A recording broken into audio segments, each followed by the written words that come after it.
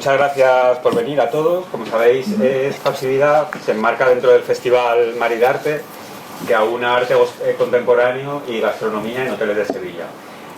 Tiene varios focos. Uno de los principales focos es atraer al público sevillano a los hoteles, que hay como un cierto miedo o desconocimiento a saber si se puede entrar, si me van a cobrar, si no me van a dejar.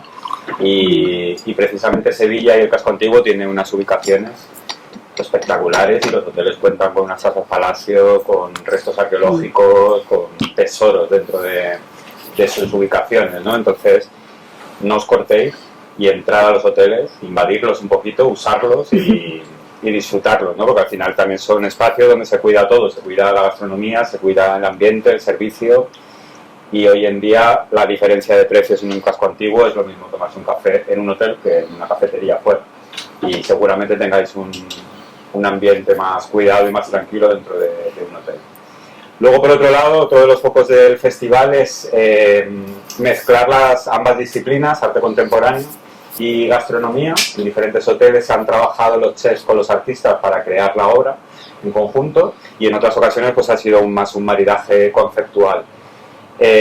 Paralelamente al festival, a las 16 exposiciones en 16 hoteles que tenemos una agenda de actividades culturales que arrancamos la semana pasada con un cóctel sonoro, un maridaje entre coctelería y arte sonoro.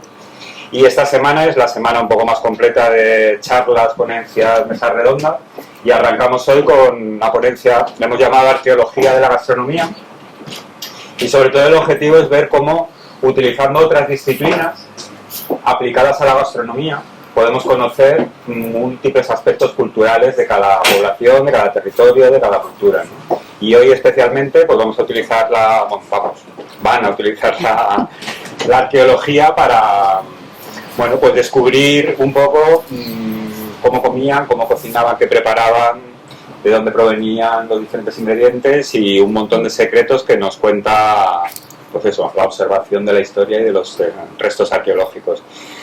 La mesa o el diálogo lo componen ellos dos. Por un lado tenemos a Mar, que la conoceréis de su cuenta de divulgación histórica, que se llama Los in Seville.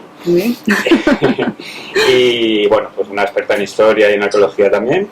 Y por otro lado tenemos a Manolo León Béjar, otro apasionado de esa unión de la gastronomía en otras disciplinas, ¿no? Como utilizando otras disciplinas conocemos más de la gastronomía. Él es el propietario de la empresa Arqueogastronomía, y que actualmente, desde hace poquito tiempo, os invito a que conozcáis la recreación de una termópolis, de una taberna romana que acaba de abrir en el mercado de las setas. Entonces, bueno, ahí se pueden probar todos, él tiene trabajos de recuperación de recetas, de producción alimentaria, pues a través de los procesos para recuperar el garum, para recuperar los vinos romanos, cerveza, quesos, y me imagino que una lista muy larga donde seguir trabajando. Y nada, que espero que os divertáis mucho, que aprendáis muchísimo. Cualquier pregunta, esto es una charla, le hemos puesto un diálogo entre ellos, pero por favor intervenir, cortar y hablar todo lo que queráis. Dar las gracias también a Manuel, que lo tenemos ahí en el fondo, el director del Hotel Unus, por permitirnos utilizar un espacio tan único como este, en el que podemos observar todos los tejados de casco antiguo, incluso las jarafes, se ve por ahí al fondo. Y nada, muchas gracias y vamos a empezar. Os digo, simplemente, después a las 8 vamos a tener otra mesa redonda en el Hotel Merced Plaza, en la Plaza San Francisco, y es una mesa redonda de artistas y chefs, para hablar un poco de puntos en común en el proceso de creación y en ambas disciplinas. Vale, así que si queréis también os esperamos allí luego. Creo que muchísimas gracias por organizar esto. Decir también que Manolo, que él es profesor de la Universidad de Sevilla, que tiene profesor de la Universidad de Cádiz, que es una persona que sabe muchísimo, ¿no? Y que es todo un honor estar aquí contigo hoy. Es todo un honor. Bueno, la verdad que muchas gracias por invitarme a la organización, al ayuntamiento, al colectivo y por supuesto al hotel. Y la verdad para mí es un privilegio tener, de contertulia a Mar, ¿no? Porque siempre es interesante que el tema de la divulgación histórica que de esta ciudad y del patrimonio siempre caiga en manos de personas que les apasione, que les encante documentarse y que lo haga de una manera tan amena, tan interesante y tan verídica que pocas veces pues tiene la oportunidad uno de compartir tertulia pues con alguien que se dedica a la divulgación, ¿no? De una manera tan acertada. Así que muchísimas gracias. Yo creo que son dos puntos de vista complementarios, ¿no? El punto de vista académico, de investigación, de todo el trabajo que tú haces, que está ahí en campo, y un poco yo que estoy desde fuera viéndolo porque me apasiona. Entonces, bueno, yo tengo aquí una serie de preguntas, le voy a ir preguntando para que tú nos vayas un poco paseando por cuál es el proceso y todo. Vale. La primera pregunta es: ¿cómo nace tu interés por la arqueología, por la gastronomía? ¿Cómo se te ocurre mezclar concepto A con concepto B, ¿no? ¿Qué hay detrás de eso? Bueno, prácticamente eso es algo que a nosotros no se nos ocurre desde arqueogastronomía, ¿no? Sino que es un camino que ya está un poco andado. Si quizás evidentemente a la hora de definir la arqueogastronomía, pues en los años 90 se atiende, digamos, a un concepto en el cual se mezcla la visita a un yacimiento arqueológico con una experiencia de carácter gastronómica, ¿no? Pero desde hace unos 10 años aproximadamente, no solamente aquí en España, sino algunos equipos como el de Vancouver, de la Universidad de Pensilvania, que hace trabajos relacionados con la recuperación y el estudio de cervezas en el antiguo Egipto, pero concretamente entre la Universidad de Sevilla y en la Universidad de Cádiz, pues surge el interés por el estudio del consumo y la producción y el comercio de determinados alimentos, ¿no? Alimentos como pueden ser el garum, como pueden ser los vinos y como pueden ser el interés por los procesos de producción, ¿no?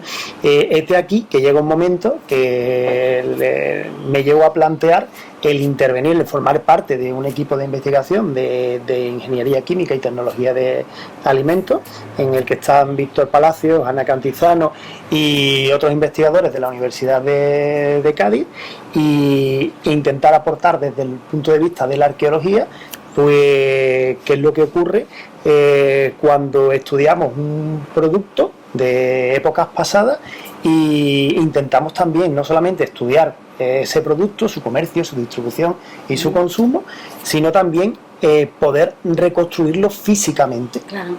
Que además la arqueología es una cosa tan enfocada al pasado y sin embargo lo que es el comerse algo, el disfrutar de un vino o algo, es algo que estás haciendo en el presente, ¿no? Es como mezclar como en el espacio-tiempo, unirlo.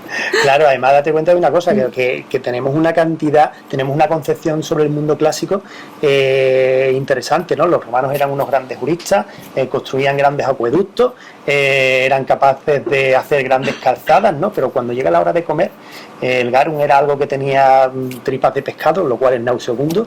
No, los vinos no, los mezclaban con agua y eso significa que no se podía comer. Entonces, claro, ahí había una cantidad de elementos que sabíamos que no eran ciertos y que a partir de ahí teníamos la obligación como investigadores de desentrañar y presentarlos a la sociedad. Yo creo que la mayoría de la gente piensa en lo que comían los romanos y yo por lo menos me acuerdo de Asterix, ¿no? Intentos de estos banquetes que ponían, o me acuerdo de series, de películas que he visto como Gladiator, pero en realidad no hay un conocimiento de lo que se comía en la antigüedad, no solo los romanos sino los fenicios y todas las civilizaciones que ha habido aquí en Sevilla y en Cádiz.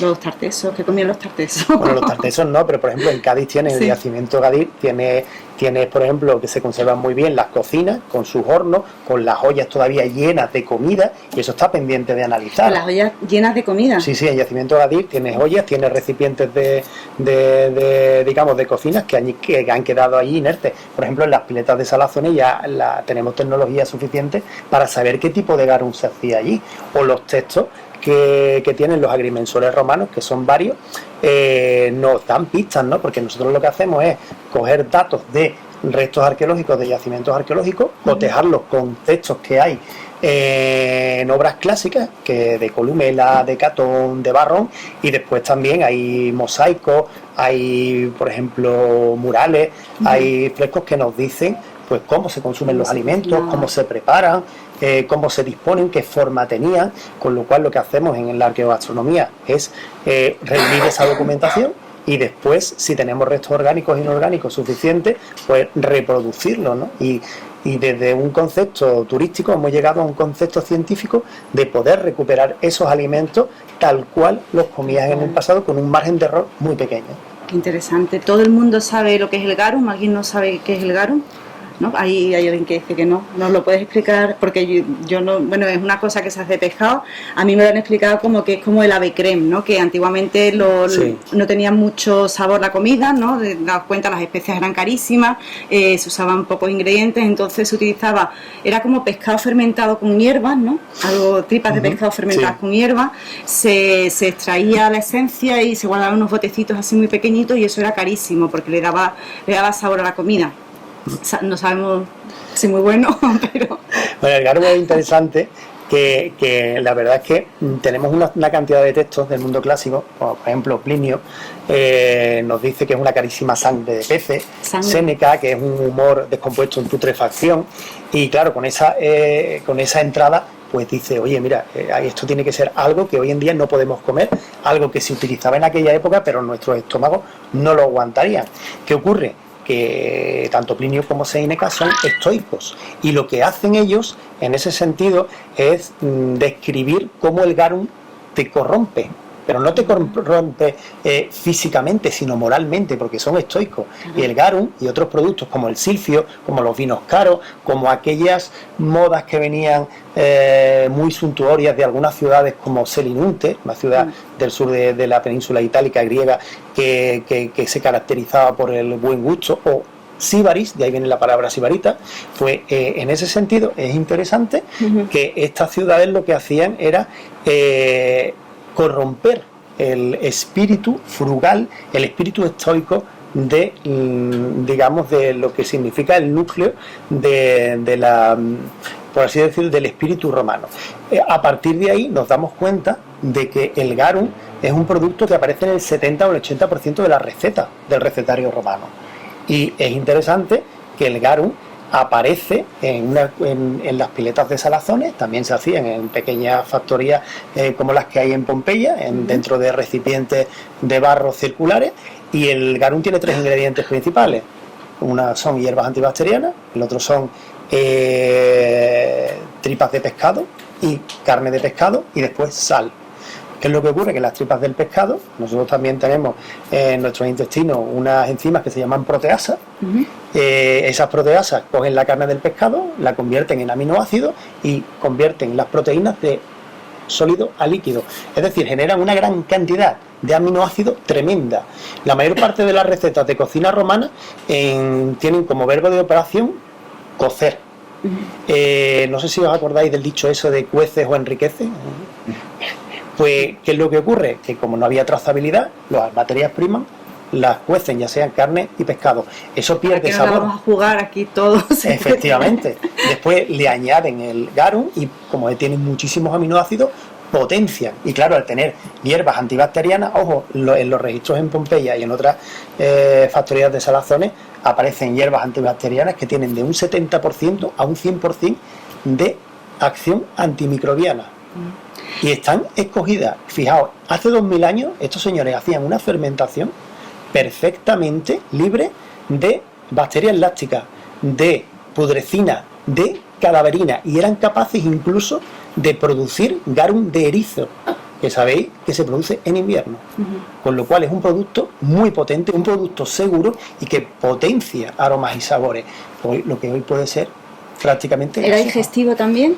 Al tener todo eso que te ayuda... Sí, prácticamente al tener esa carga enzimática, prácticamente ellos lo que hacían es convertir esas piletas de salazones que podéis ver en Baelo Claudia, pues lo convertían en una especie de gran estómago que digerías, y ese líquido facilitaba la digestión y eximía de añadirle sal a las comidas. Qué bueno, pues muy valioso. Y eso se hacía en Cádiz, ¿no? Sobre todo en Sevilla a lo mejor menos. En Sevilla, por ejemplo, aquí tenemos las piletas de salazonas de la Encarnación, y se hacía sobre todo, hay más de 150 factorías por todo el Mediterráneo.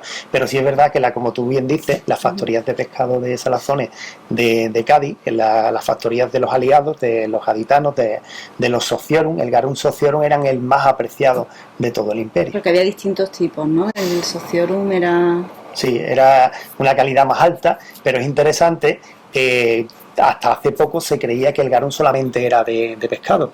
Y es interesante que en Baelo Claudia, el equipo de Darío Bernal, ha encontrado restos de producción de garum, de carne, de pescados e incluso mixtum, de carne y pescado, en la misma producción, en la misma pileta de salazón. Qué curioso.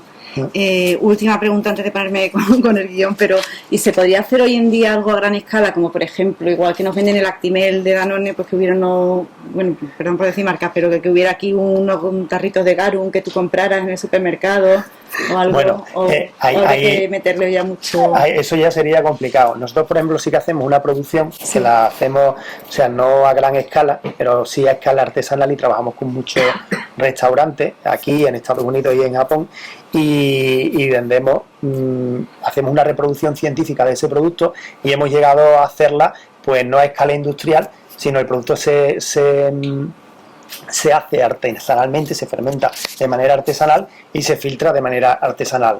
Hay mucha demanda, sobre todo desde el sector de la gastronomía, pero intentamos cubrir más o menos poco a poco la demanda, porque no tenemos capacidad de, bueno, y aparte que si el producto se industrializa no tiene el mismo, no sería lo mismo. Hay, por ejemplo, algunos productos que han pervivido hoy en día mucho más simples, que son algunos como la colatura, que es una especie de filtración del jugo de anchoa que no tiene fermentación, y que su proceso de producción es mucho más simple y mucho más barato.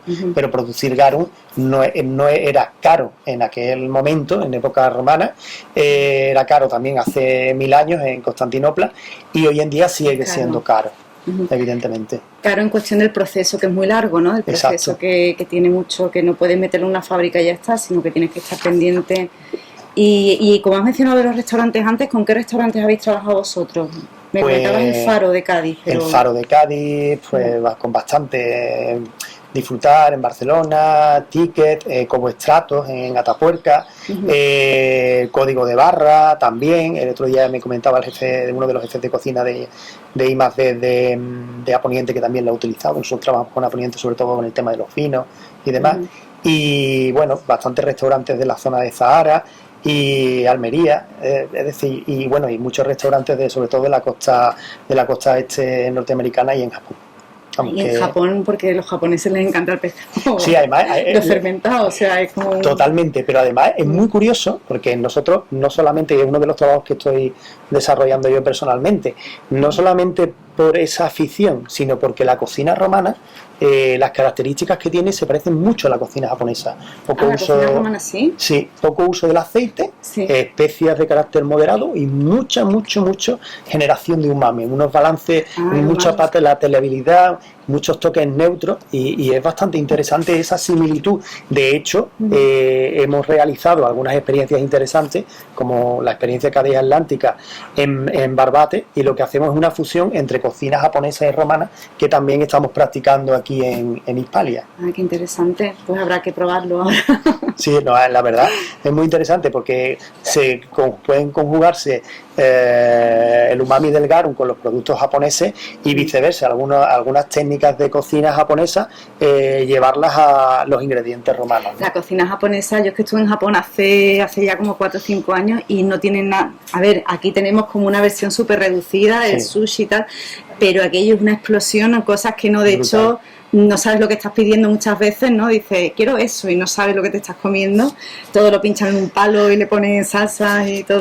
Sí, pues igual que en Roma, ¿eh? O sea, era claro, en Roma era, bueno, muchas salsas espesas, complejas, cada pescado tiene su tipo de salsa, tiene una tipología, hicimos una tipología de salsa de época romana y había hasta 40 o 50 salsas distintas. Cada pescado tenía su tipo de salsa y nos recordó mucho a esa estructura que tiene la cocina japonesa. Me acaba de venir a la cabeza y ya voy a decir un poco las edades, pero el tema de la vida de Brian, no sé si habéis visto cuando están sentados comiendo, qué hay de verdad en eso, o sea, en toda esa comida así un poco más rara, en esos ingredientes que hoy en día nos resultarían extraños. Pues poquito, Poquito, ¿no? Poquito, es más sí. A ver, tienes cosas así excéntricas en los libros, en el libro de Apicio, que bueno, que es una compilación, no es que Apicio escribiera el libro, y hay recetas desde el siglo I hasta el siglo VI, ¿vale? Hay lenguas de flamenco, ¿vale? Hay lirones a la miel, pero el resto de los productos, forma de nutrir a los animales para que tengan un determinado sabor, forma de trabajar las verduras, es de una precisión absoluta y de un dominio del balance entre lo dulce, lo salado, lo agrio, es muy sutil. Tiende a esa neutralidad que luego genera una explosión en la boca.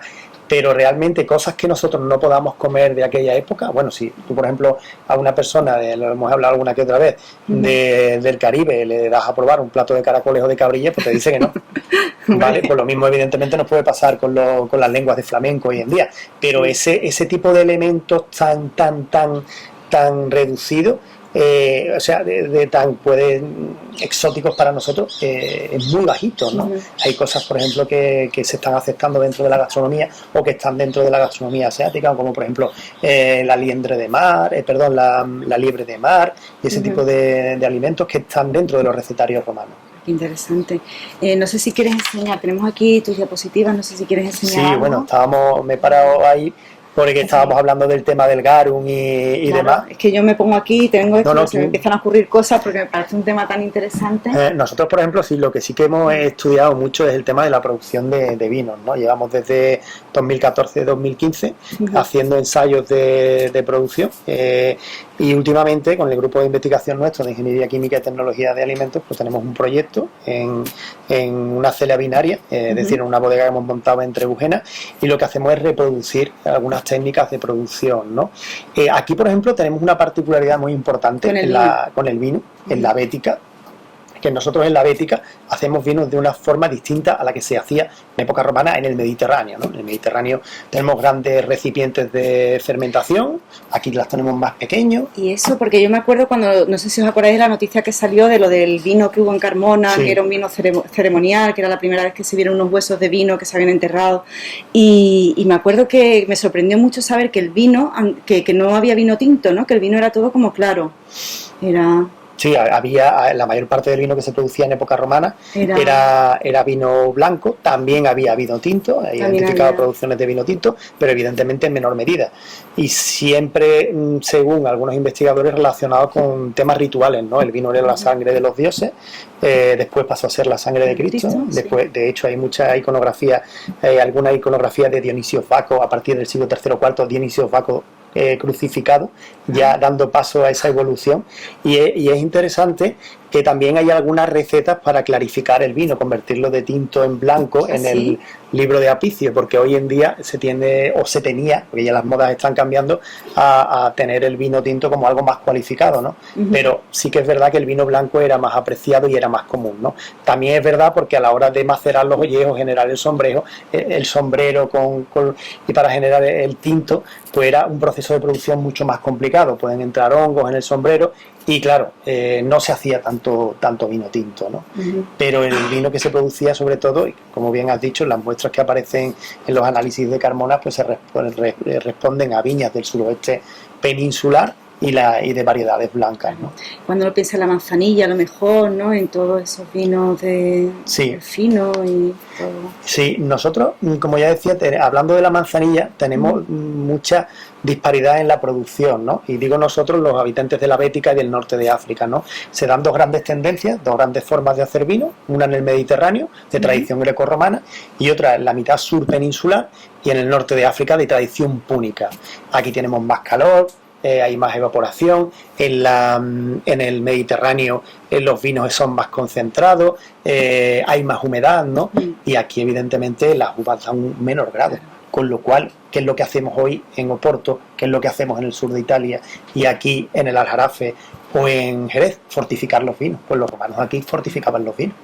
Vasijas más pequeñitas, menor contenido, no aumenta tanto la temperatura, y lo que hemos hecho es montar en Trebujena una bodega como las que tenían los romanos, ¿no? En la imagen, por ejemplo, veis una estructura de una celda binaria de una bodega en Granada, y veis que la loma de Ceres, y ahí en ese cuadrito veis que los dolias están en el interior y son muy pequeñitos. Si vais a Pompeya, a Villa Regina, podéis ver que la mayor parte de los grandes contenedores de producción de vino están en los patios, en zonas más aireadas. ¿Por qué? Porque ahí les puede dar el calor mata los polifenoles y los vinos se concentran. Pero aquí no, aquí les tiene que dar la sombra o sacarlos, meterlos dentro, como las damajuanas. Esto, por ejemplo, son indicativos son recipientes de producción de la doma de Bolaños en Jerez. De ahí hemos cogido muestras de cerámica y hemos reproducido los dolias que tenemos en la bodega nuestra experimental, ¿no? ¿Qué son los dolias y las domas? Yo no sé. Pues los dolias es esto, son recipientes de carácter circular no son tinajas donde el vino fermentaba en época romana. ¿Y donde decantaba el aceite? Al ser circulares, las lías van rotando por el interior. Y el monte este que hay en Roma, creo que es la ánfora de Roma, que está lleno de cántaros, está hecho de esto, ¿no? Está hecha de ánforas de aceite de la Bética. Y había algunos recipientes como esta, pero sobre todo de ánforas de transporte, que eran algo parecido como los contenedores nuestros. Y aquí dentro fermenta el vino. Características interesantes, que son redondos para que las lías roten y el vino coja más sabor. Y están rellenos en el interior, están revestidos en el interior de resina de pino o de brea. ¿Por qué? Porque son antibacterianas y lo que hacen es cauterizar el vino y hacer que no se estropee y que no suba la acidez, ¿no? Esto es una doma, entonces. Eso es un dolia, exacto. Un dolia. Sí, eso es un dolia.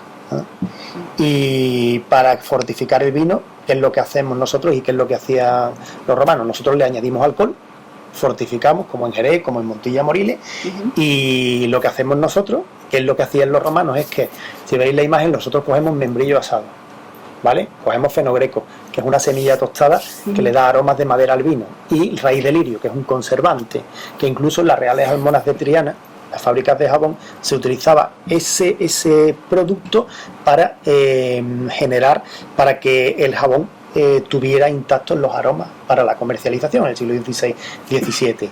Pues con todo esto se mete en mosto, se reduce y se añade al vino en pequeñas cantidades. Ese mosto reducido, al añadirse al vino en pequeñas cantidades, hace que suba el grado alcohólico poco a poco, y así fortificaban el vino en época romana. Claro, de forma totalmente natural. De forma totalmente natural. Porque ¿qué diferencia hay entre el vino que yo puedo, si me compro un buen vino, ¿no? Si voy al supermercado y digo, deme usted un vino, yo no entiendo mucho de vino, pero si voy al supermercado y digo, no sé, un vino medio alto y un vino romano, ¿qué diferencia hay a nivel de lo que me estoy metiendo en el cuerpo? A ver, por ejemplo, claro, eso es hacer publicidad y eso no sé, No. Pero bueno. No decimos, yo ya he dicho una marca, o sea que ya... Pero vamos a hacerla. Quiero decir, si nosotros, a ver, hay muchos tipos de vinos y demás, ¿no? Nosotros lo que hacemos es un vino de manera artesanal, con levadura natural, sin control de temperatura, que muchas veces es un riesgo porque aquí hace muchísimo calor y muchas veces si el invierno es como el que tenemos hoy en día... No lo estás vendiendo bien. No, lo digo.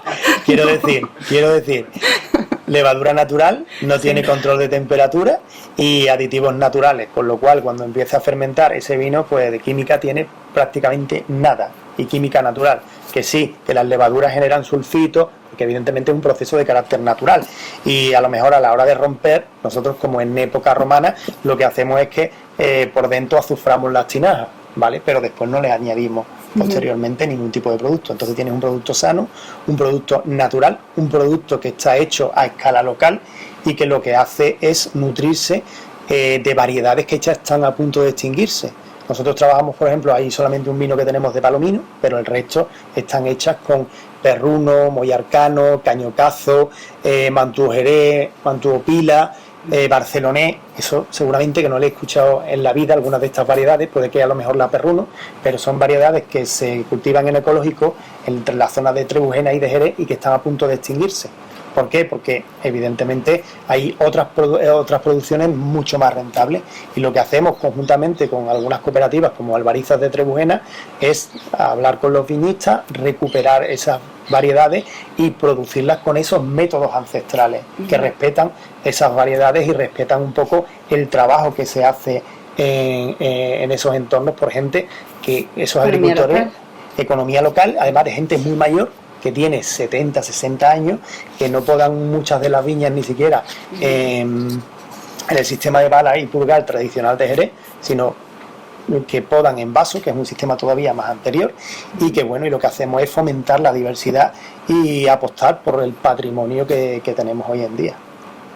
Pues me parece fantástico, vamos, me parece que ojalá hubiera más. Claro, el problema de todo esto es que es lo que tú has comentado antes, la escala, que no se puede hacer a gran escala, no compensa a lo mejor económicamente tanto como hacer vinos más en serie, ¿no? Al final es lo de siempre, es algo más reducido, más... Claro, es más reducido, más sibarita. Intentamos, por ejemplo, que el producto no coja un nivel económico alto. intentamos que haya diversificación y aplicamos esas técnicas a distintos tipos de vino. Lo que pasa es que evidentemente el proceso es por ejemplo, 40 veces más caro. Si hace mucho calor, eso va a influir a la cosecha y Claro. eso va a hacer que suba el precio del vino, que son cosas que en la producción industrial pues se tiene un poco más controlado, ¿no? Claro, nosotros evidentemente los únicos controles que ponemos son los controles de producción que se ponía por Columela, que era un agrimensor. Nosotros, por ejemplo, tenemos en cuenta autores romanos como por ejemplo pueden ser Varrón, Catón, el propio Plinio, pero sobre todo Columela, que es un agrimensor que nace en el siglo I después de Cristo en Cádiz y muere en Tarento a finales de ese siglo, y que revoluciona las técnicas de producción de vino. Y llega a tal punto su influencia que la obra de este señor, Serra Rústica, es, digamos, aclamada como de obra pública de titularidad o de beneficio público en el siglo XIX. Si vais a la Plaza de las Flores por Cádiz, ahí tenéis su estatua y para nosotros prácticamente es la primera obra científica de enología que hay en el mundo clásico. Ay, qué barbaridad, son tantos siglos, Sí. que parece mentira que te puedas estar bebiendo el mismo vino que Julio César o que... Totalmente. Además, fíjate tú que con esas técnicas antiguas y con esos sistemas, lo tenéis en la pantalla, hacían una gran cantidad de vinos totalmente, o sea que podemos tener hasta, según Plinio, describía casi 50 tipos de vinos. Empezaban aquí, ¿no? Sí, exacto, tenían vinos artificias, que eran vinos que estaban hechos con peras, con granada, eso viene de influencia púnica. Había vino merum, que era el vino normal y corriente, había vino fermentado con miel, o vinos fermentados con pétalos de rosa de violeta, que eran los vinos cóndita, y después había vinos prácticamente que se fermentaban con esas reducciones de mosto, que es el origen, digamos, del actual sistema de criaderas y soleras, ¿no? Que dejaban el vino estabilizado y al año siguiente añadían vino nuevo y se iba aumentando el grado de graduación alcohólica poco a poco con esas adiciones, y algunos describen pues vinos de hasta, en las fuentes clásicas, de hasta 20 grados, como el antiguo Falerno de la Campania, ¿no? Con lo cual lo que querían sobre todo era asegurar la producción y hacer producciones de vino que pudieran establecer también técnicas de maridaje interesantes, ¿no? Porque si te vas a las descripciones del banquete de Timaquión, del Satiricón de Petronio, aquello es una locura. O sea, hay unas técnicas de emulsionado, esferificación, maridaje con distintos tipos de vino, un refinamiento brutal. ¿Y en qué momento se empieza a perder un poco ese mundo que hay alrededor del vino en Sevilla, por ejemplo, y en la región de la Bética? ¿Dirías tú que fue como en la Edad Media, como con la llegada a lo mejor de los árabes? O... Yo creo que, además, eso no creo que en ningún momento se pierde. Yo creo que se transforma, ¿no? A vida cuenta de los datos científicos, ¿no? Si pensamos en Al-Ándalus, que no había vino, para nada. O sea, sí, había una técnica... Porque los musulmanes no beben vino. Bueno, en época islámica, en Al-Ándalus, aquí tenemos un género de poesía que es la poesía báquica. Y la poesía báquica es algo que no tenemos en Roma. Y esa poesía báquica rinde culto a los placeres del vino, a la conversación del vino, y era de corte aristocrático, con lo cual imagínate, digamos, el prestigio que tenía beber vino y lo solicitado que estaba beber vino, sobre todo en las altas esferas de la sociedad, ¿no? Si nos remontamos prácticamente a época tardorromana, en la supuesta crisis del Imperio Romano, es cuando tienen en las villas romanas, a partir de finales del tercero, cuarto y quinto, un auge de producción impresionante. Las villas romanas se convierten en estructuras de carácter un poco más autárquico y empiezan a producir una gran cantidad de vino, ¿no? Quizás lo que tenemos es una simplificación. ¿Por qué? Porque ya prácticamente cuando Roma pierde el poder del Mediterráneo, pues los circuitos comerciales se acortan, se atomizan y no podemos traer ingredientes. Entonces lo que se produce es una simplificación de técnicas. Si no me puedo traer el feno greco tostado para añadirlo a los vinos y crear esos aromas de madera, ¿qué es lo que hago? Utilizo la madera para criar el vino, no para transportarlo. Es decir, hay una adecuación, ¿no? ¿Y de qué siglo estamos hablando más o menos? Si tenemos una línea de tiempo. Pues estamos hablando prácticamente de que a partir del siglo V, VI, o incluso antes, dependiendo de las regiones, se produce esa simplificación y se utiliza la madera no solamente como en época romana para los vinos un poco más baratos o para cercanía de transporte, sino para estabilizar la crianza del vino. A partir de ahí, pues son las órdenes monacales las que se encargan de la distribución y el cuidado del vino para que no faltara el vino en la misa, y sobre todo se van fraguando las grandes denominaciones de origen, por ejemplo, que tenemos en España, en puntos de paso relacionados con las grandes peregrinaciones y los grandes centros de peregrinación, como el Camino de Santiago, la zona de Ribera del Duero, Rioja. Es que sorprende mucho que, por ejemplo, aquí en Sevilla, si tú dices cuál es la bebida de Sevilla, ¿no? La gente piensa enseguida, yo por lo menos, en la cerveza, pero en realidad eso es una cosa de principios del siglo XX, claro. Que es muy reciente. En realidad la bebida aquí siempre ha sido el vino. Sí. Y es curioso cómo ha habido ese cambio. Yo tengo una pregunta con respecto a eso. En la época de Egipto y tal era más importante la cerveza que el vino, ¿no? Y el hidromiel. ¿Ese cambio a la importancia del vino antes que la cerveza? Bueno, ¿cómo se da? No hay un cambio. Quizás hay una estratificación de carácter social, porque la alta clase social tomaba vino dentro de su dieta, pero la cerveza era un alimento básico, incluso con alimentos como por ejemplo el pan o la cebolla, ¿vale?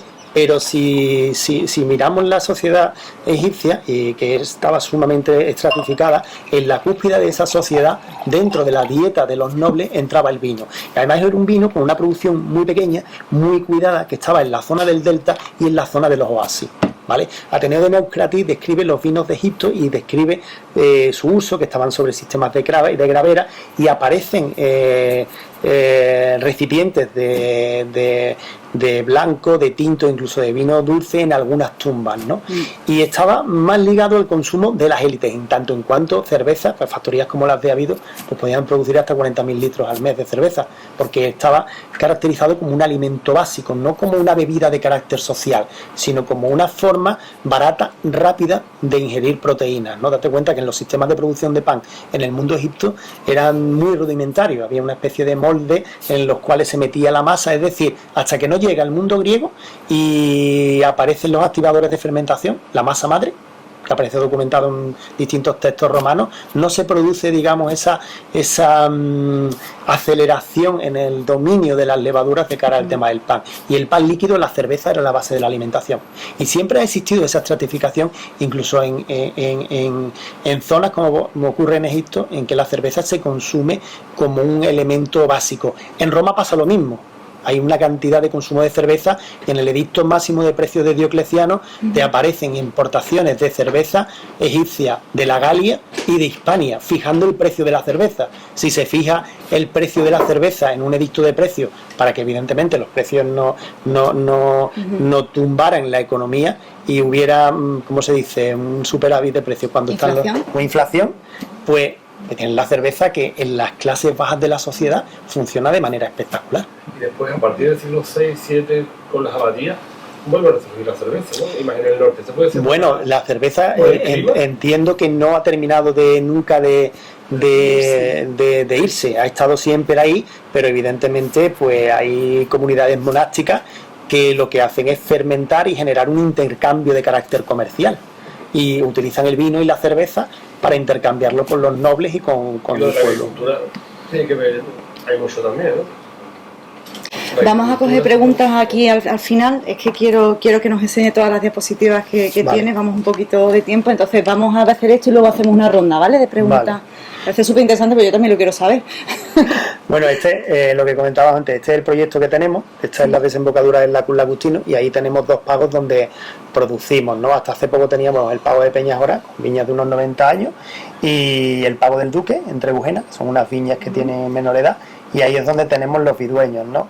Es un sistema lacustre, cerca de la desembocadura del Guadalquivir, y lo que antes era el antiguo Lacus Lagustino. En esta zona de aquí es donde realizaba los ensayos de viña Columela. Por eso nos hemos ido a esta zona, porque nos parecía bastante interesante, y los viñedos están a unos 25 metros sobre el nivel del mar. Estos serían los viñedos, son tierras de albariza con lustrillo, y estas son las variedades que nosotros manejamos: el perruno, el cañocazo, la moya arcano, que tienen la particularidad de que están muy adaptadas al terreno, y cuando la gente recoge en agosto el palomino, nosotros hasta finales de septiembre, principios de octubre, estas variedades no maduran, y lo que hacemos es recogerlas de manera manual. Son vides que están en ecológico, ¿vale? Esto es el Pago de Peñajora. Son vides que esta sí que el tiene señor de 90 70 años. años que tú decías. Exacto, este es uno de los señores, este es Pepe el de los caballos, de Trebujena, y es el que tiene los viñedos de Vidueño, de esas variedades antiguas, ¿no? Arriba, por ejemplo, tenemos un viñedo un racimo de castellano, y abajo de barcelonés, que es una uva rarísima que está entreverada y que se utiliza para darle potencia alcohólica al vino. Y yo quería hacer aquí un inciso porque es verdad que muchas veces no nos damos cuenta que en todo el mundo de la comida al final tendemos a comer 3 o 4 cosas y estamos perdiendo biodiversidad, que es muy importante. Sí. De hecho hay bancos de semillas y bancos para que todo esto no se pierda. Entonces pues me parece que es uno de los valores que se le da a este vino, ¿no? Que además estás contribuyendo a que se mantengan especies. Y además los usos y costumbres antiguos, porque estos señores tienen unas técnicas de cultivo, de poda y demás, que ya prácticamente se están perdiendo. Me recuerda a Antonio Campos, el de Triana.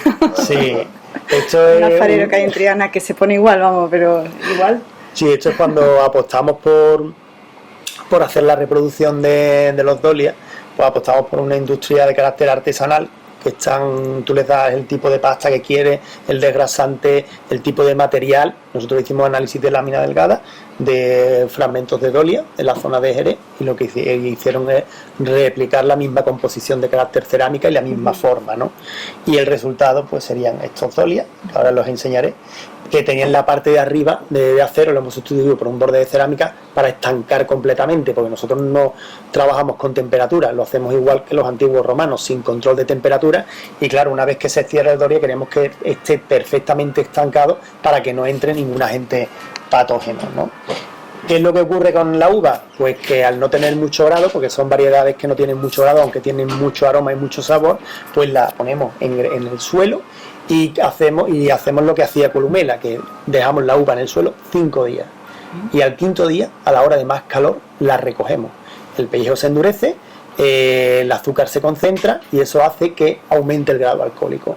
Aún así, estos 2 años han sido malísimos. Este año pasado fue un poco mejor y la uva tenía una graduación alcohólica de 9,8, 10,3, cuando a lo mejor la Palomino te puede coger pues con una Soleo 14,5. Con lo cual para nosotros es muy complicado utilizar estas variedades. ¿Por qué? Porque todos los años perdemos 300, 400 litros y es un material genético muy antiguo que la verdad que nos da bastante pena. Y este es el parque de dolia que tenemos. En cada uno elaboramos un vino con una técnica diferente del mundo antiguo, basado en esos textos antiguos, ¿no? Algunos con velo de flor, con crianza biológica, como se puede ver aquí. El velo de flor es lo que le sale por encima. Exacto, ¿no? la capa de levadura, Saccharomyces, el Flor Vitis, como decía Columela, y cuando ese velo de flor en época romana pues salía del dolia había que decaparlo para que no se volviera la flor muy, muy vigorosa, ¿no? También alude el Plinio, ¿no? Estas son algunas imágenes, y con eso pues hacemos una producción de vino pues bastante limitada. La otra parte del trabajo, publicaciones, ¿no? Publicaciones sobre producción de vinos en época romana en la provincia de Cádiz, con Darío Bernal, con Enrique García Vargas, de aquí de la Universidad de Sevilla, cartas arqueológicas de la margen izquierda del Lacus Lagustinus, Villamanrique, Alcázar, monografías sobre la vid y el vino en la provincia de Cádiz, y un interesante artículo que hemos presentado hace poco, también los investigadores que he mencionado conmigo, sobre los recipientes de fermentación de vino en la Bética, ¿no? Que tiene, como ya he comentado, tienen unas técnicas de producción pues muy diferentes, ¿no? Y después lo que hacemos no solamente es eso, sino tenemos una parte como más de divulgación científica, porque lo que hacemos es recorrer la mayor parte de los museos de España y fundaciones de carácter cultural. Aquí, por ejemplo, tenemos una conferencia que dimos en el Museo Arqueológico Nacional exponiendo los resultados del proyecto y haciendo cata científica para que la sociedad sepa cómo era el vino, cómo era el garum en época romana, ¿no? Es que yo ya lo he dicho, pero a mí eso me parece alucinante. El que tú tengas algo de hace tanto tiempo y lo puedas disfrutar ahora, es que me parece que arqueología viva. Pero, ¿y el queso también lo hacéis? ¿Pan? ¿Qué más productos hay? Queso, pan. Esto, por ejemplo, es un queso que hacemos con una técnica de producción romana, inyectando y fermentando con queso fermentado con vino de rosa o vino de miel, y con eso conseguimos que la activación bacteriana sea brutal, y lo hacemos igual que lo hacía Columela en el siglo I. Es un tratado de conservación de queso que lo que hace es aumentar el número de bacterias, que las bacterias, digamos, generan una gran cantidad de omega 9 y lo que hacemos es que esas bacterias se coman el ácido del vino, el málico, y lo cambien por láctico, por lo cual tenemos un sabor y un aroma muy interesante. Me gusta trabajar con cabra, payoya y florida, porque la verdad que dan un contrapunto ácido bastante interesante y seguimos a rajatabla las técnicas de producción antiguas. Y panes, no sé si os suena a Domi Vélez, yo creo que sí. Domi Vélez, ¿os suena? Es el panadero que lo han nombrado mejor panadero del mundo. Exacto. De Lebrija. Eso, De Lebrija. Exacto. Mejor panadero del mundo en el 2021 por la World Bakery. Una pasada. Está en El Salvador, en la plaza de la esquinita. Sí. Y él hace panes también con temas... Hace panes con nosotros. Nosotros formulamos sistemas de producción antiguos de pan, incluso masas madre, y hacemos panis quadratus, libum.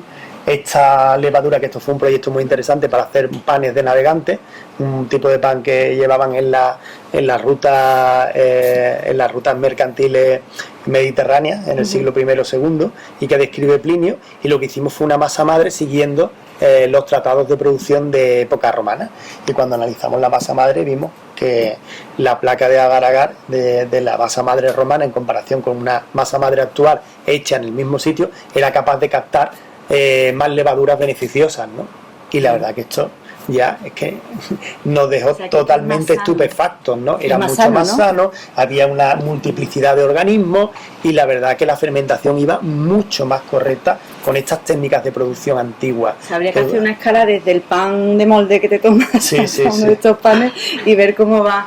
Pero lo más asombroso no es por hacerle publicidad a Domi, pero es que tú vas allí y los panes tampoco son excesivamente caros. Hombre, a lo mejor es un poquito más caro que un pan de supermercado, pero es que sabiendo todo lo que hay detrás, pues tampoco... Yo lo congelo. Además es bueno congelar el pan. ¿Ah, claro. sí? Sí. Yo es que no me como todo esto de una vez. Podría, pero no es aconsejable. Y bueno, la verdad que hemos hecho gran cantidad de panes y seguimos investigando y trabajando.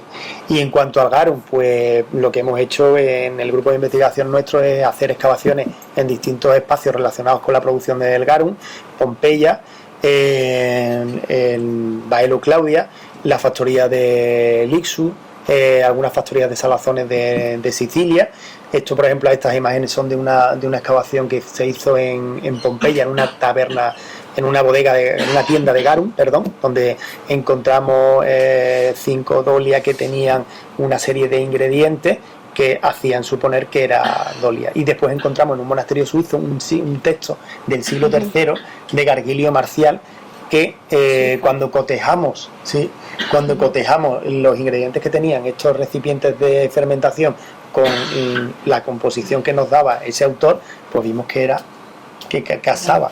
Y a partir de ahí extrapolamos el proceso, lo reproducimos en un laboratorio, estudiamos los restos de algunas factorías de salazones de Baelo Claudia. Aquí, por ejemplo, se puede ver el equipo trabajando de Darío Bernal, y en la derecha, pues los restos estaban dentro de las piletas en un grado de conservación tan importante y tan bueno que incluso, como se ve en la imagen de la derecha, se encontraron pieles de atún todavía conservadas. ¿Ah, sí? Sí. Sabéis que el atún puede nadar hasta 80 kilómetros y la parte de arriba, delantera del atún, se osifica, se endurece muchísimo. Si habéis tocado alguna vez un atún de 200 kilos o de 150 kilos, un atún rojo, o sea, le podéis dar en la parte delantera y es como si fuera una placa de una armadura. Entonces se osifica la parte delantera y y en este caso pues se encontraron pues restos de pieles de atún de hace 2000 años, ¿no? Y lo que comentaba antes, ¿no? El garum se puede hacer de carne, de pescado, mixtum, de caracoles también, se han encontrado caracoles, erizo también, Palladio en el Opus Agriculturae, pues digamos que menciona también el tema, y la verdad que los perfiles que da el garum en conjunción con los alimentos es exquisito, la verdad. De hecho ya lo utilizan muchos restaurantes, como ya hemos comentado antes, en la península, ¿no?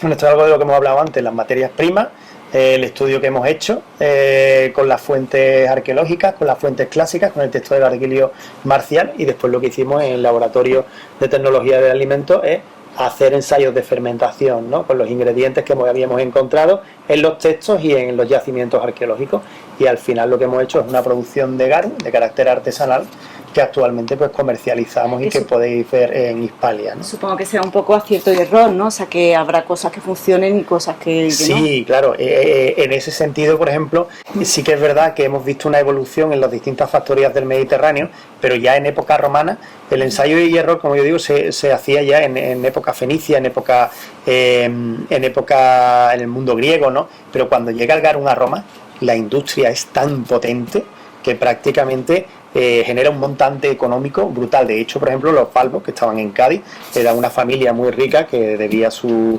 fortuna a la comercialización de garum. Incluso tenían un asiento fijo en el Coliseo, y es interesante que parte de su fortuna sirvió para gestionar y financiar las campañas de Julio César de la Guerra de las Galias, con lo cual el montante económico que movía el garum era brutal. Nosotros en la Bética nos hemos caracterizado sobre todo por el comercio del aceite de oliva, de ahí el tema del monte Testacho que tú comentabas antes. Sí, es verdad. Exacto. Un monte que hay en Roma que está lleno de vasijas que vienen de Andalucía. Sí, de la Bética. De mayoría son Dresel 20, el comercio del garum, y en menor medida de los vinos. ¿Por qué? Porque les gustaban más los vinos mediterráneos, los vinos de la Tarraconense, de la Layetana. Pero es que incluso cuenta lo de la Giralda, que en la base de la Giralda hay unas piedras así romanas. Cuéntalo bien. Sí, a ver, la base de la Giralda tenemos una lápida memorial que está relacionada con el comercio y distribución de aceite, de un personaje femenino.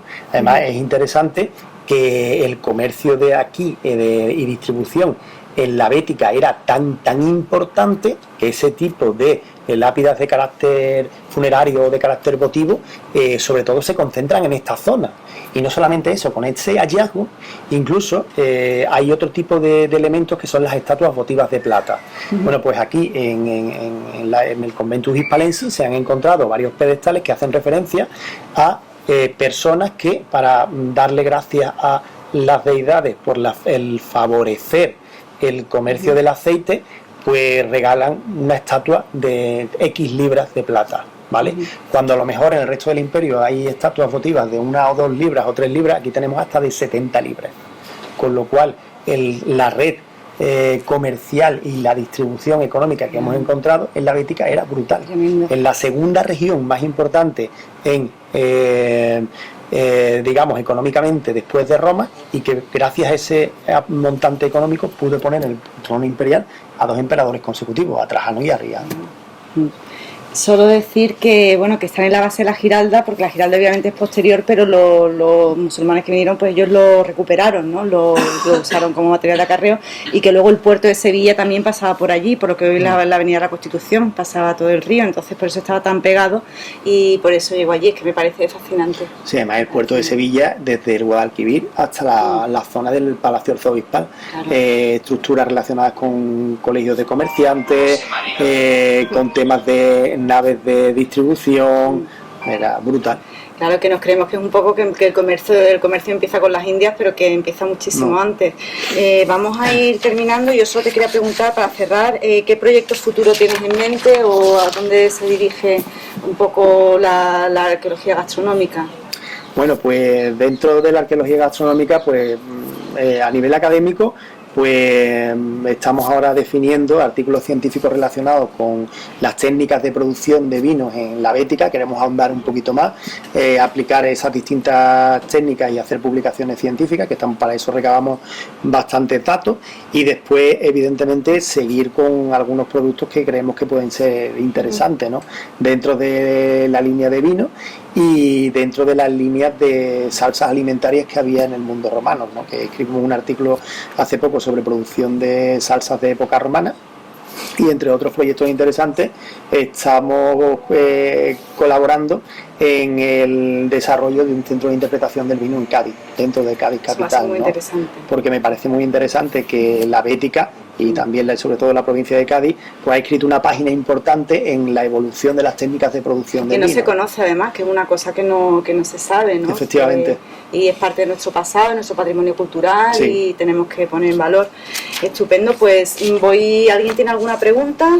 Vamos, pues... ¿Se puede describir el sabor del vino? Fino, sabe a ahumado, a marisco, a pescado de roca, y el de erizo es absolutamente una maravilla. O sea, ¿Cuál tiene está unos más rico, el de perfiles. erizo? A mí me gusta el de erizo. Lo que pasa es que fue un piloto que hicimos en un proyecto de prueba de concepto, pero hoy en día a mí, por ejemplo, me gusta mucho el de boquerón. Tiene un perfil que combina muchísimo con platos de carne, de pescado. Yo me lo A ver, si imagino. tuvieras que ponernos un símil con algún producto o una salsa de, Sí. de la actualidad.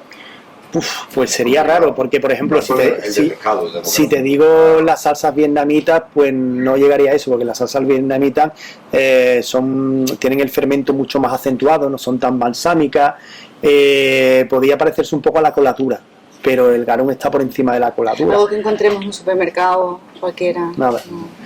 Nada, no, porque es una mezcla entre salsa de soja, nampla, salsa vietnamita, pero como tiene esa fermentación con las hierbas antibacterianas, que son tomillo, salvia, eneldo, tiene unos perfiles balsámicos muy altos. Entonces hay una adecuación entre esos ahumados y esos balsámicos que le dan ese toque de umami, que la verdad es que es brutal.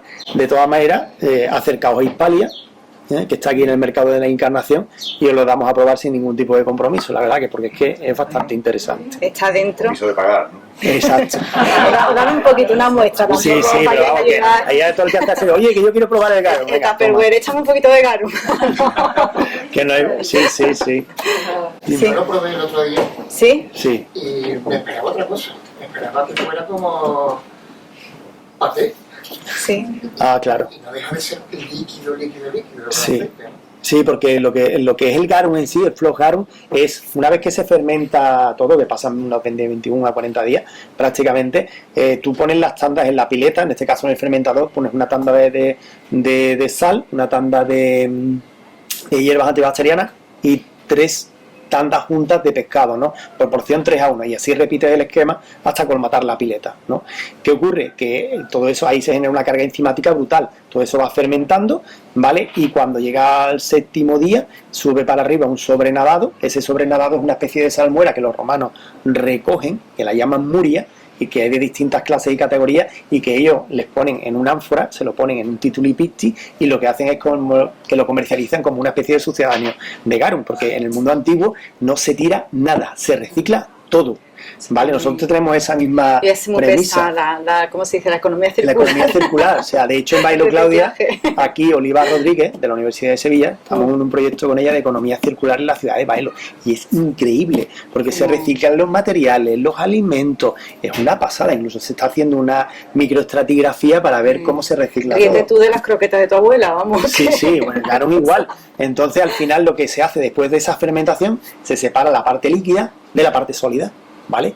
Y la parte líquida es el garum y la parte sólida, que es lo que dice él, es el ale, que es una pasta de pescado que se utiliza con carácter alimenticio, pero también se utiliza para curar las heridas, tiene un fines terapéuticos, alimenticios, y que, bueno, que se sigue utilizando no en el siglo I o II, sino que esos usos aparecen en la geopónica, que es una publicación, entre comillas, para que nos entendamos, del siglo X, de bizantina del siglo X después de Cristo, que es bastante interesante.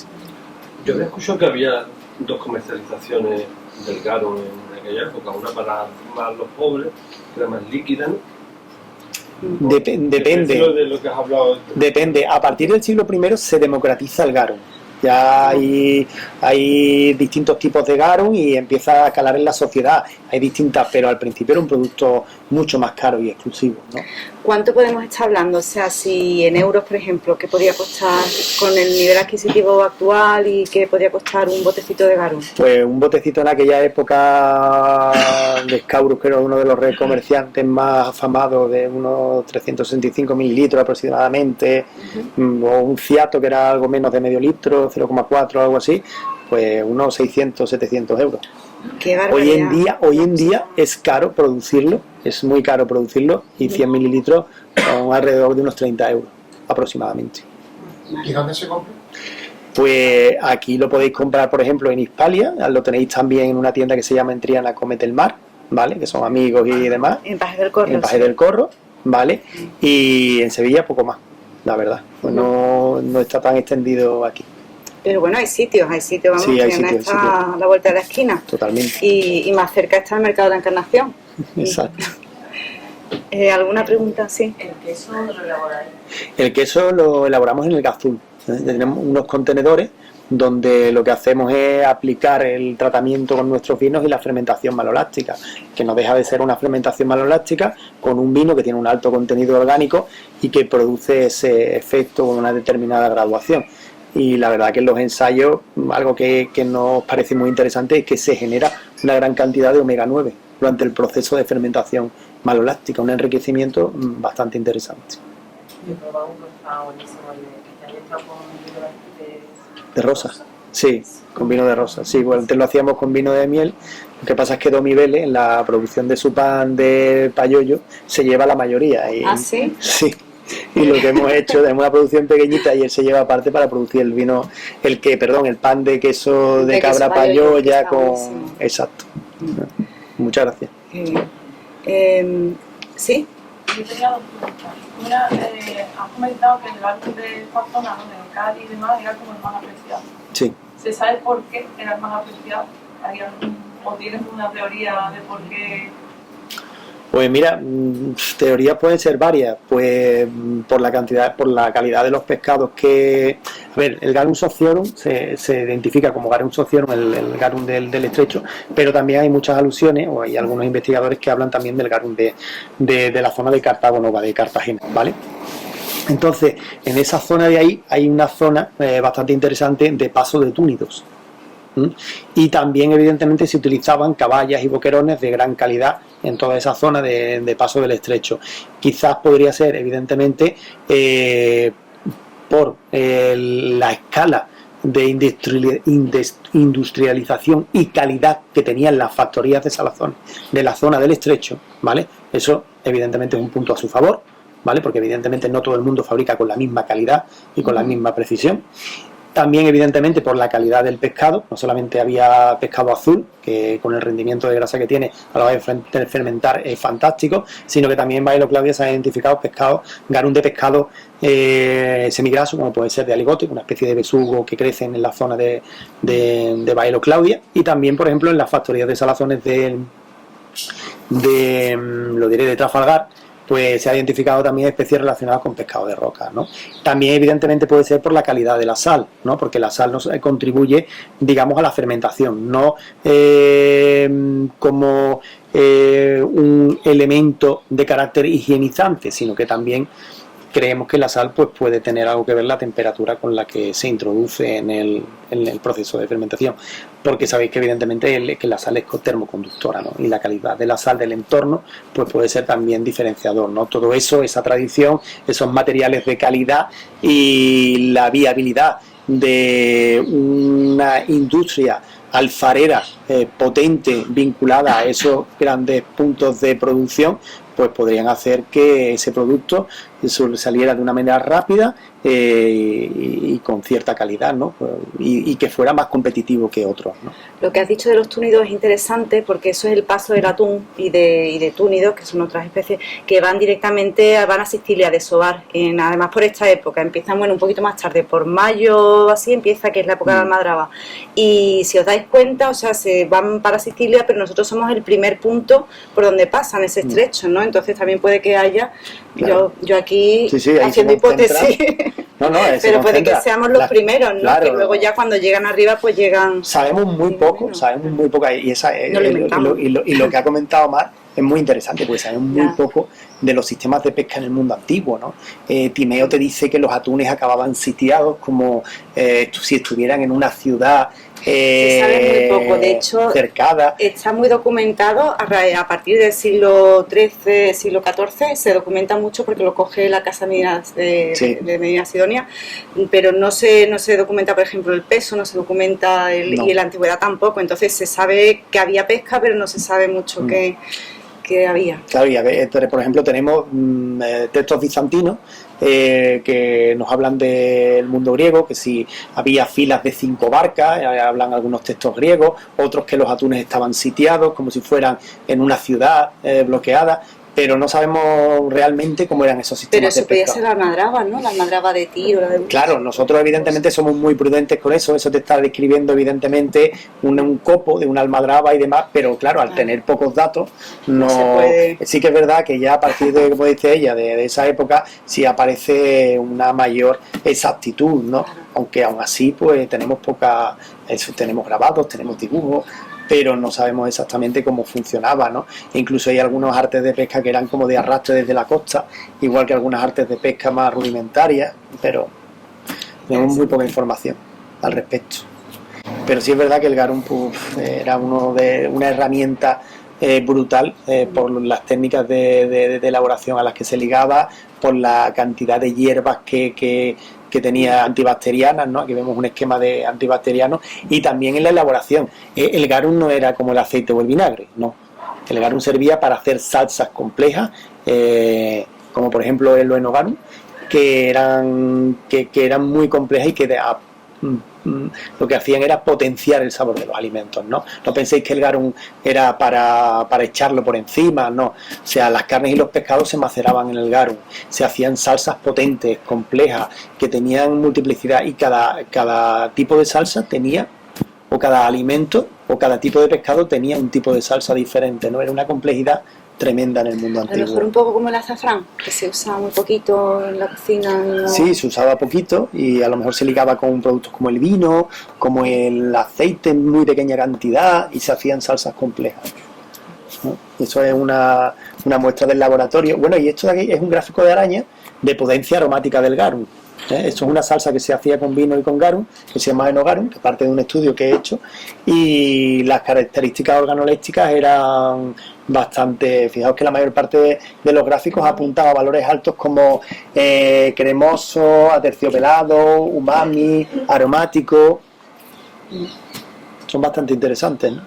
Con lo cual era un producto de alta calidad que era muy demandado en la alta cocina, ¿no? Esto es un ensayo de, como hemos comentado, de umami entre cocina japonesa y cocina romana. Y aquí el umami, por ejemplo, ¿cómo va? Porque aquí tienes el wasabi, tienes... Sí. Y que se unta a lo mejor un poco Aquí, el por garum. ejemplo, en este caso, el garum está en la maceración del atún. O sea que hay algunas partes del atún como la ventresca que tienen mucho sabor, pero el lomo es un poquito inerte. Cuando tú pones el lomo, lo metes dentro del garum de atún rojo, Claro. la patada de sabor es interesantísima. Estos, por ejemplo, son platos que se hemos hecho en código de barra, rescatando una técnica de producción antigua. Y este plato, el Moretum, de León Grifoy, del restaurante Código de Barra, quedó entre los 20 mejores platos, es un plato romano, del año 2022. Fue publicado por José Carlos Capel en El País. El faro de Cádiz, con la innovación de ostras rizadas. En agua y sofrito de tomate con oxigarum. Exacto, para potenciar, porque con el garum también hacemos vinagre de garum. Con la pasta que queda pasamos vinagre, los vinagres rompen los enlaces de agua y se produce un vinagre de garum de altísima calidad con muchísimo umami. Entonces, por ejemplo, y todos los años, estos son imágenes que hacemos en el conjunto arqueológico de Itálica, hacemos unas jornadas de arqueogastronomía. Y otra cosa que no hacían ellos, que hemos descubierto, es que el garum con los lácteos va genial. Esto es un helado de erizo que hacen en el faro de Cádiz, que está brutal. Erizo ¿Pero con dulce? Sí, Ah, qué curioso. dulce. Y está tremendo. Y bueno, y después evidentemente todo lo relacionado, todas las actividades que hacemos a nivel turístico. Estas son las jornadas de Itálica, que las hacemos todos los años con las jornadas con cocineros Bill Goodman y Estrella Michelin, ¿vale? Y la hacemos con la Consejería de Cultura en Itálica. Y también, ¿qué es lo que ocurre? Que nuestros vinos, nuestros productos que están, digamos, generados científicamente, nos sirven para enseñar el yacimiento, los yacimientos arqueológicos de una manera diferente a colectivos que a lo mejor no tienen la misma capacidad que nosotros. Quiero decir que con ONCE Andalucía hemos hecho gran cantidad de actividades y mostramos el yacimiento a través de los aromas y sabores del garum. Esto es un grupo que hace una visita que hacemos todos los años con ONCE Andalucía al conjunto arqueológico de Itálica. E incluso pues nos han dado premios por hacer cenas romanas en conjuntos, como por ejemplo este de aquí, que es el Teatro de Regina, y se llevó el premio al mejor producto turístico gastronómico de Extremadura en 2018. Sin vestirnos de romanos, sin ningún tipo de artificio, simplemente haciendo un almuerzo, una caja de maridaje y dejándonos sorprender por los sabores y aromas del vino y de la comida. No hacía falta más, porque no queríamos más artificio que dejarnos llevar por los sabores de otra época en un escenario de hace 2000 años, ¿vale? Bueno, y estas son ya algunas cosas que hemos hecho en distintos espacios arqueológicos, Mallorca, en fin, o sea, y hasta llegar al proyecto Hispalia, Sí. que es el de la Encarnación.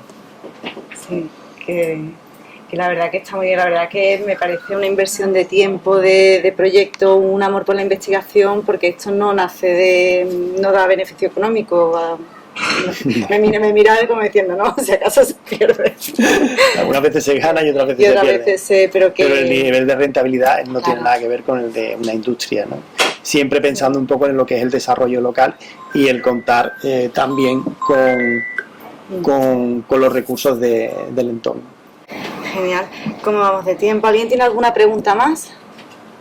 ¿No? ¿Sí? Aprovechando que estás aquí, te quería preguntar, porque hemos hablado también de la cerveza, y claro, cerveza vosotros no producís, me imagino. También, también. ¿Y hay mucha diferencia entre...?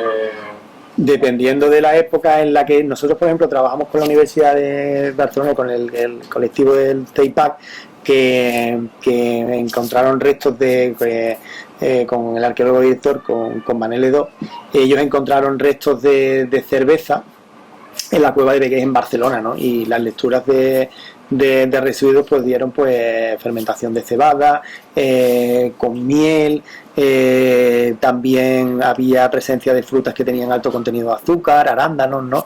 Entonces ellos hicieron esa investigación y han reproducido un tipo de cerveza que se llama Encantada, que es bastante interesante, que tienen gran cantidad de ese tipo de ayuda o de aditivos de fermentación, ¿no? Las frutas, el residuo de azúcar de los arándanos y también la miel, ¿no? Entre otros elementos, ¿no?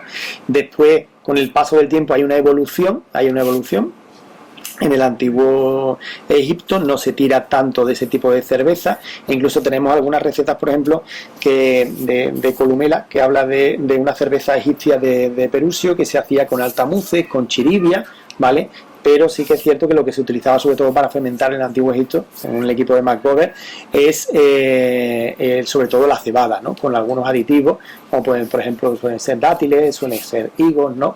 Y después la cerveza de época prerromana es diferente, ¿no? Y hay un mayor dominio del control de las fermentaciones, donde se necesita tanto azúcar y lo que se necesitan son elementos antibacterianos, y aparecen en época prerromana en yacimientos arqueológicos de Cataluña y de la meseta, aparece con la fermentación, aparece todavía la presencia de miel en época prerromana, y aparecen por ejemplo hierbas antibacterianas como por ejemplo el tomillo, la salvia y la artemisa absinthium, que tiene un toque tónico y es antibacteriana y le da cierto amargor, y nosotros hacemos una cerveza que se llama Artemisa que tiene ese tipo de ingredientes. Ya hasta la Edad Media pues no se descubre el lúpulo y hay otra evolución, ¿no? Pero sí, también nos hemos metido en temas de cerveza, no lo tenemos tan estudiado, pero hemos reproducido una cerveza que también la tenemos allí en Hispalia, la verdad. Interesante. A mí me gustaría Sí. preguntarte, porque muchas veces pensamos que, uy, esto es muy antiguo, ¿no? Esto nos viene de los romanos, esto nos viene... Y tú como es bien estudioso que has sido de todo esto y lo sigues siendo, me gustaría preguntarte si queda algo realmente de toda esa arqueogastronomía que nos has estado contando. ¿Queda algo hoy en día? ¿Hay algo que todavía se mantenga o en realidad ya...?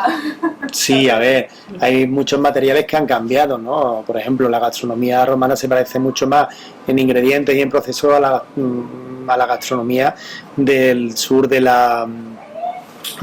norte de África, de la zona del Magreb, de la Malacronesia, ¿no? Del sur de Portugal, pero por ejemplo quedan algunas cosas, ¿no? Por ejemplo, tenemos los buñuelos de viento, los globi de Catón, tenemos el aliter dulcia de Apicio, que son iguales que nuestras torrijas actuales, ¿no?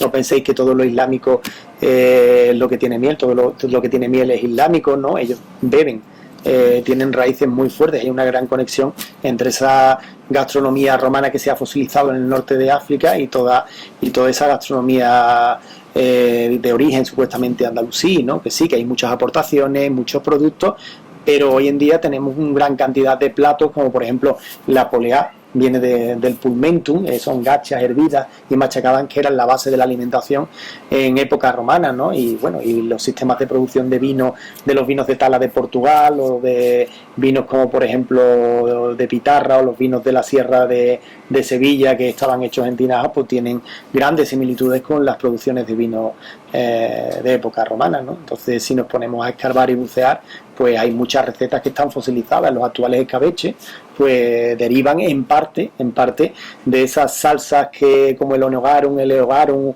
o el acetogarum, que han ido evolucionando sin el garum, porque el garum ya no se produce, ¿no? Pero esas hierbas siguen presentes, esa pequeña cantidad de aceite sigue presente, esa pequeña cantidad de vinagre sigue presente, y la cocina actual es heredera de esa cocina mediterránea. Sí que es verdad que hemos sufrido a partir de entre comillas, las invasiones de suevos, vándalos y alanos, pues hemos sufrido, digamos, un proceso de germanización en la cocina, técnicas, ingredientes y demás, pero en época tardorromana, pero gran parte de nuestro sustrato, de nuestros productos, de nuestra manera de preparar, la climatología nos influye, pues evidentemente sigue siendo romana, pero después he puesto algunos ejemplos concretos, pero hay muchos más, sinceramente. Estupendo. Bueno, pues yo creo que si no hay más preguntas, vamos, no sé si nos van a echar ya de aquí, ¿no? Básicamente. Pero bueno, muchísimas gracias a todos por haber venido y bueno, y muchas gracias. Yo un aplauso, por favor.